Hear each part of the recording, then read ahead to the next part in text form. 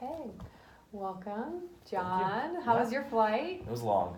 It was Yeah. very long, but it's good to be kind of back on solid ground again. Yes, absolutely. So Yeah. how's your MBA going? I know things are wrapping up. Good. Yeah, just about done. Nice. It feels really good just kind of getting ready to put everything behind me, kind Yeah. of focus on my career, not be so focused on, case studies, readings, homework assignments, group projects. It's just Absolutely. get all that done. Absolutely, yeah. So- So how are the finances going for your MBA? I know that's pretty expensive and involved and is probably one of your main focuses as well. No, honestly, it's going pretty well. The consulting firm that I've been working for, they've not only covered the cost for that MBA up front for me, they've given me some kind of spending money as well, just because Oh, they nice. understand that there's other costs kind of involved with that. Mhm. So it's been going pretty well with that overall. That's awesome. So, That's nice. yeah. Congratulations, Yeah. man. I Yeah. know MBAs can be tough, and when you've got a company like that backing you up, it's a big benefit. Yeah, it's super nice. It's awesome. Before we get into kind of all the logistics that I'm sure we need to hash out and everything, the big thing that's kind of been weighing on my mind, especially as I was flying in here, is just the importance ultimately of ethics with this company. The thing that really I don't know, it's kind of pressing on my mind a lot is just making sure that as we get this business off the ground and we get it pushing forward, is making sure that our company is not focused on kind of deals under the table or accepting bribes or price fixing or anything like that. Because I do understand that a lot of the businesses in this area have been working under the table with certain deals, accepting bribes, doing things that are questionable at best. Yeah. And so that before we can even move forward, I need to make sure that you're on board for something like that. If not, it's not going to be able to work out for me. I'm not going to be able to move Mhm. forward with this business venture if we're not able to kind of be on the same page ethically and morally with that.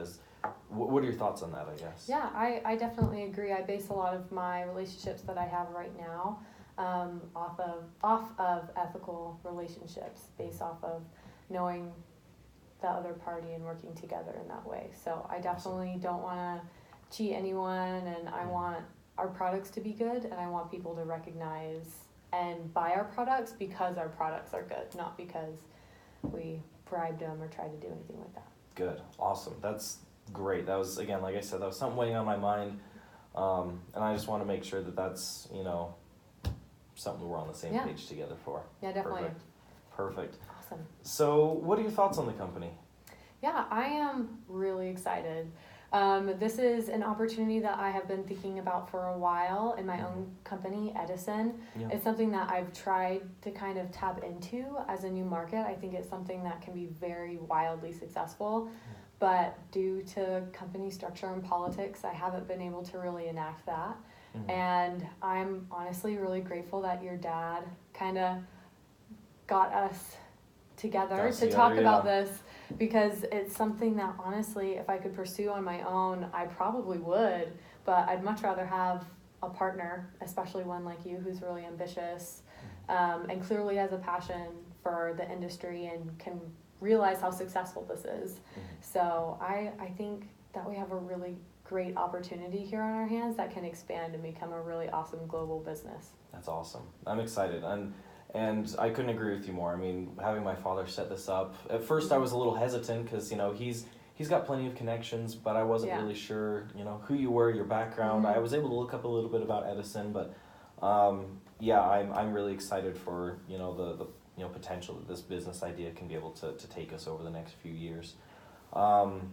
So I guess the first thing I kind of want to go over with you is what role you wanted to play in this company. Yeah. Like how did you want to kind of help me with taking this idea off the ground? Okay, so personally, I was thinking more along the lines of, since I'm a current CEO and I've had 20 years of experience within the business, 5 years of which being a CEO, so 1/4 of my experience, I would prefer to be the CEO in the business. and allow you to be the COO and have the same opportunities that I had. So throughout my 20 years, I actually spent working my way up the business in Edison, starting more operationally, getting down and really, really involved in the business. So now that I'm the CEO, I actually feel like I have a much more well-rounded experience base so that I can better lead the company because I had that experience. So personally, I think it is important that you have that same experience too, because in hindsight, looking back on that is something that I value, and I know that I was able to grow a lot because of that experience. And I would love to give that opportunity to you right out of the gate to be able to learn and have this experience as a COO and really get the grasp of the operations and how the company works and operates, how the wheels are running. And then once you figure out how the machine runs and how to keep it running, then it's a lot easier to look at the track and plan the course. If that analogy kind of made sense. Yeah. So my idea would be, preferably, I would like to be the CEO, and then I'd love to have you as the COO, kind of as a CEO in training, if you will. Yeah. And what's kind of your 5-year plan? So again, you've got plenty of experience with this past company. What's your plan over the next few years? Yeah, so I just turned 59 a few months ago. Congratulations. So I am not a spring chicken anymore, but I love business. It's something I've always done. I've always worked. I've never not worked. So it would be really uncomfortable for me to just retire at the age of 60 and go on my merry way sitting on an island. I love the challenge of business, but obviously I'd like that to start winding down a little bit as I get older. So I would love to work with you and make a great partnership out of this for at least 5 years. But once those years start winding down and I start wanting to get closer and closer to full-time retirement, I'd love to start translating more of my responsibilities to you and soon just pass off the entire company just to you as the CEO. Awesome. And so this first, obviously you've dealt with large companies, you've done business with other smaller startup companies. I'm sure you've seen startup companies have been successful, others have tanked. First years are very, very critical for a startup business. What's your plan for this first year for our company? How involved are you wanting to be? What responsibilities are you wanting to take? What responsibilities do you want me to have over that first year? What were your thoughts on that? Yeah. So my thoughts on the first year of the company are, I still have a due contract that I have to pay to Edison. So I do have to finish out until I turn 60. So that's about 10 months, about a year, a little less than a year, that I would be a lot less hands-off than I would like to be. I would prefer to be more hands-on, but due to the nature of my job, I have some restrictions there. So for both my safety and the safety of the company, I would be taking a bit of a back seat, more of a consultant, and really let you take the reins and do a lot of experimentation and a lot of research and do a lot of the building of the backbone of the operations for our business, which I think would be a great opportunity for you, since I already know how a lot of it works already. I've already had experience doing that. I think it would be a good opportunity for you to be able to gain experience on how to build a company, how to do the sourcing and all that good stuff. And for you to be able to form those solid relationships with people like our suppliers that would be in China, and all the different moving parts that are involved in creating that operational backbone to the business. So after the 1 year's up and I leave my job at Edison, I would be fully participatory, if at an equal level, if not a little bit more, putting in just as much effort as you would. So I do have a bit of restriction in that first year, but after that 10 months and I can quit, then I'm completely dedicated to the company. That's awesome. Yeah, and one thing I definitely want to reemphasize this is, your experience is definitely like super, super valuable to this company and to me as well. I mean, the amount of experience you've had, the hands-on experience, the training, all of that is things I definitely want to glean from you over the years. I feel like you'll definitely have lots of information that you can be able to convey to me. And I definitely am excited to, understand kind of how you build relationships with these other suppliers and cultivate these long-lasting, business relationships. And that first year, I think that would be awesome. I think that'd be really cool to kind of give me that opportunity to kind of take the reins, make some decisions, hopefully not make any bad decisions, just keep us, onward and upward the whole way.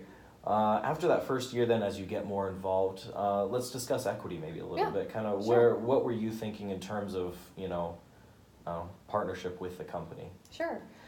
So one thing I know that would be an issue in terms of that is my company currently has restrictions on how much equity I own and what could be viewed as a competitor company. Gotcha. Or even like customer companies. Yeah. So in order to resolve that, one thing I can do is I can actually issue a convertible loan. So you wouldn't have to worry about any kind of seed round financing or even any Series A financing. Yeah. I can be able to foot the bill for a lot of the financing, and by doing a convertible loan, that first year, since you're pulling the reins, you would actually have all equity in the company. Gotcha. So, do you know a lot about convertible loans? A little bit. Okay. Ultimately, I mean, ownership kind of transfers over time, correct? Yes. So there's 3 or 4 different kind of sections. Mm-hmm. There is the valuation cap, the interest rate, maturity date, and discount rate, and all of those work together to kind of divide the stock at a certain date once the loan maturity date has reached its time. So I was thinking, since you would be pulling the majority of the reins, we would set for the first year, we would set the maturity date to be a year, so you'd have full ownership of the company for 1 year. Mm-hmm. And then once it hits that date, I would like it to transfer to an 80-20 equity split between the two of us. So mainly due to me being the complete financial backing behind the business, and due to my relationships. So since I'm really putting my foot out on the line, I'm really sticking myself out there for the company. It's my relationships that are on the line. If anything goes wrong, even if for some reason our quality doesn't deliver from our suppliers, it's me that really gets tarnished. My image and my relationships get tarnished, not the businesses as a whole.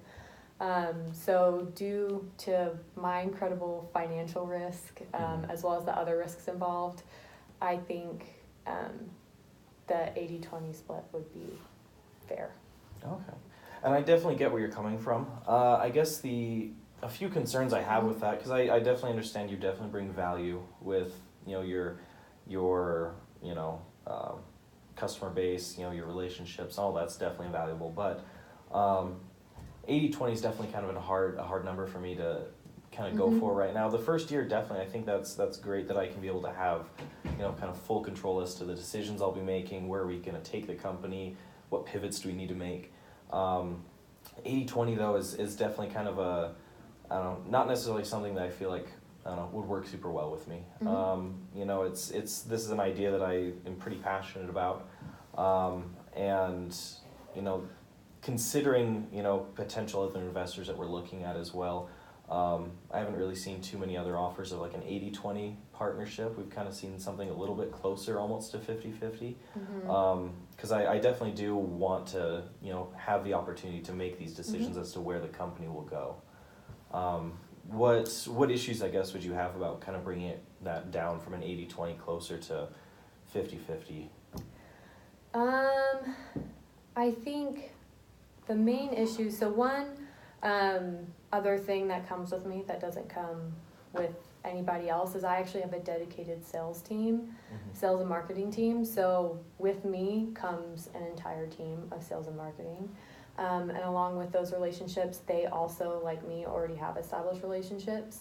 So we present the customers with a product, and in this area, they pretty much accept it, no questions asked. They put it immediately on the shelves and promote it, simply because of me. Whereas I know that a lot of the other investors that you might have, knowing your father and knowing his other connections, I know that they don't have that. So with me, it pretty much comes guaranteed business, but that also comes with a huge risk on my part.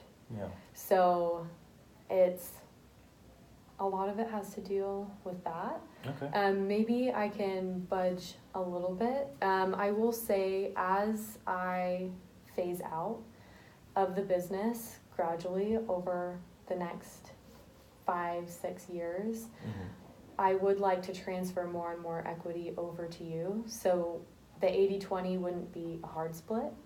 So it would start transferring more and more over to you as you start taking on more and more responsibility, and eventually gain the CEO role once I step away.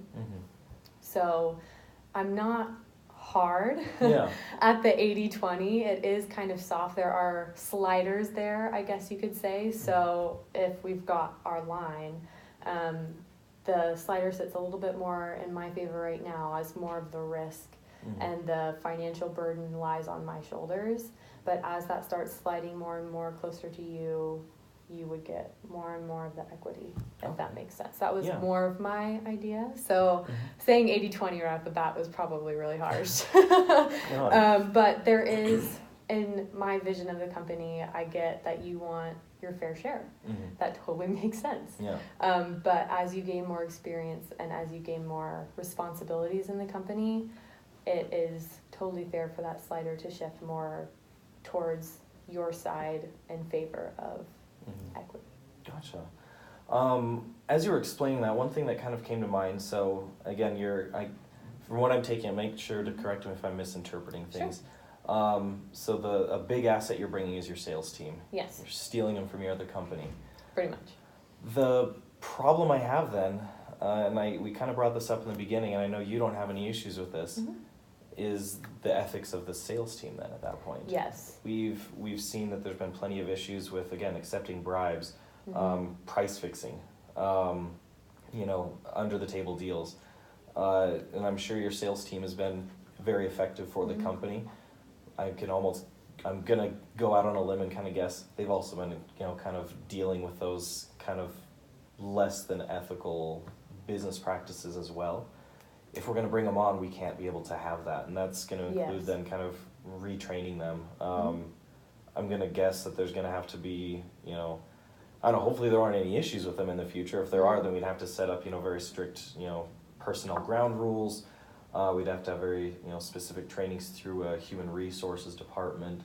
So, I feel like they definitely are valuable, but I'm worried that what if they're more trouble than they're worth at that point if we're trying to take a more ethic route than other companies have, kind of been taking. Yeah, that is completely understandable. They are completely loyal to me. Even though they're not at the retiring age, they will follow with me pretty much wherever I decide to go. So it's another one of those things similar to my relationships with our customer base. If I tell them, listen, even though bribes are legal here, we've got a big picture in mind of a global company. That global company, different places have different standards, and our standard is no bribes, whether we're in an area that accepts that or not. So pretty much a lot of that training we don't necessarily have to worry about, I don't think, personally, because of the relationship that I already have with this team and the respect that I show to them and that they show to me in return. It's one that if we set in place these standards, they will abide by them. Good, that's awesome. Because again, it's something kind of non-negotiable for me. Absolutely. Same with working with you. If we can work out the specifics later on, obviously. But if we find out our sales team is doing something that we don't agree upon, as we kind of work out details later, it's despite our relationships with them, we can't be able to work with them. Obviously, we can work out the specifics as to how, if someone does break company policies, how that's handled, but we've got to make sure that that's very, very strictly handled. Yeah, I think I think it'll be a big thing as part of our company image. So for Edison, their company image, all they care about is the craftsmanship and the quality. So that's what they focus on, and they don't really care how it gets done. I know in my division, I run it a lot more ethically than a lot of the other divisions. Awesome. Even worldwide, despite the fact that I am in probably the best place to accept bribes and all those other things. So despite those factors, I still try to personally run it more ethically due to my morals and standards. But I think it will be an integral part of our business for us to incorporate ethics into our company image. It's just what we offer is part of our quality, is we're going to be ethical and we're going to treat our customers right. And we're going to treat our competition right. We're not going to try to cheap them out or be unfair or do anything under the table. So I think due to that, it's something that we definitely have to maintain. Awesome. I'm glad we're on the same page there.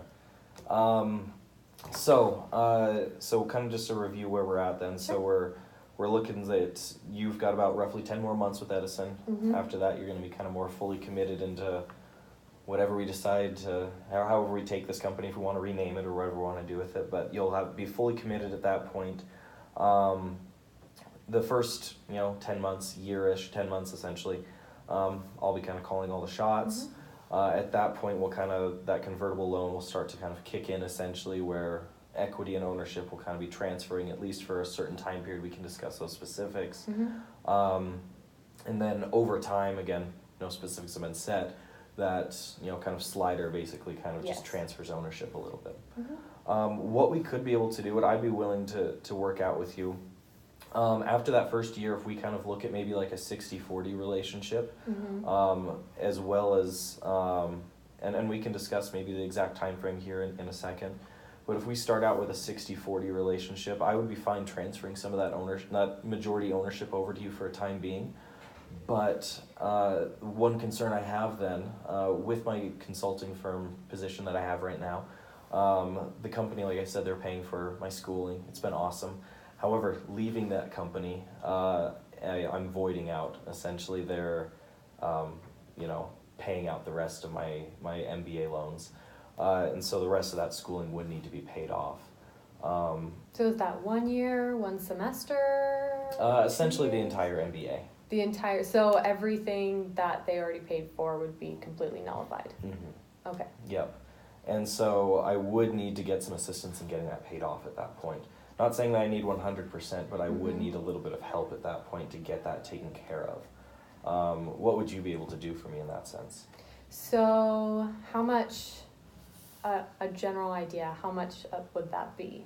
So they covered 100% of my MBA, as well as they gave me 20% extra of that loan for pocket money, spending money essentially. I'll have to double check the figures. We're looking at about, I believe it was like about $70,000. Okay. So I can double check exactly, but give or take maybe 10 or 15,000. Yeah. I know better than anyone else that education is really important. It's something that I value. It's not something I value over hard experience, but it's something that I definitely understand the value and the importance of. And I would definitely be willing to help you out.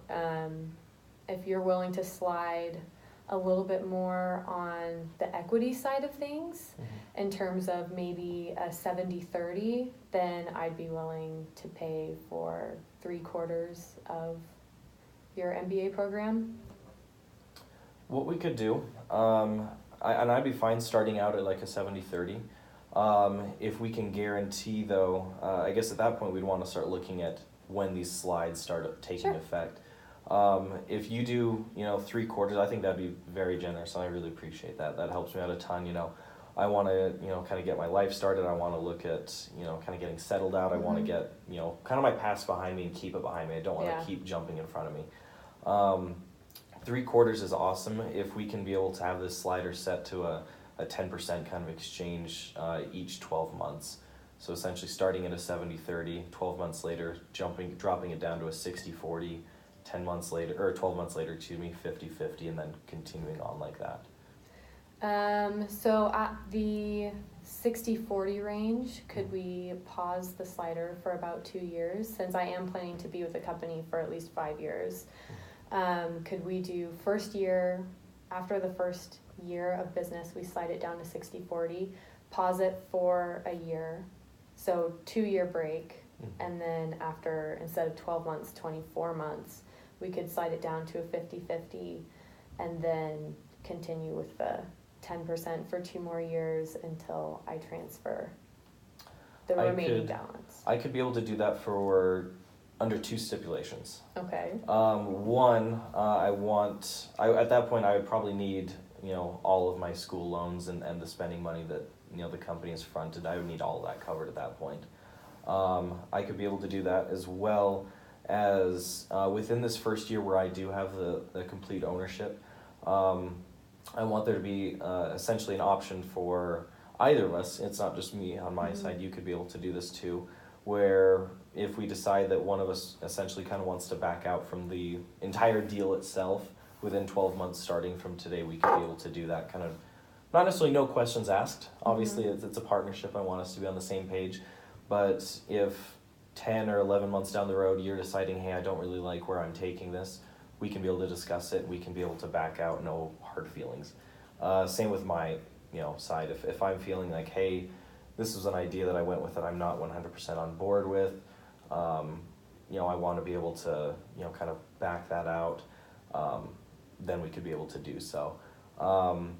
The school, just because I just want to make sure that we're both kind of covered on those bases. What are your thoughts on that? Yeah, I do like the idea of being able to back out within that first year. Just know that even though you're kind of operating solo here, I'm still here to help you out. Like kind of how we've been doing for the past few months, where we've been talking about suppliers and all that kind of stuff. I'll still be here. We can still consult with one another as often as we need to. So I like the idea of having that insurance for either of us. If we think that the company isn't quite going where we need to, that one of us has the opportunity to back out. I do like that. But I think in terms of paying all the schooling, I think it could be something that we integrate into the company itself, depending on performance within that 2-year period. Generally, in my experience, when I've seen companies like ours, hopefully, as they begin to grow and expand out, one problem that they have that causes them to falter is wherever they start, once they start expanding, they lose focus, and their main point in the city that they started in, the HQ, kind of falls and starts to crumble, and so they can't really start up a global business and do what they need to do.